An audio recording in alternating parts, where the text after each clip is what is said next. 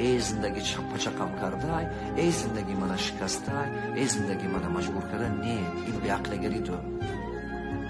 زندگی همه از سرش گرسوندگی.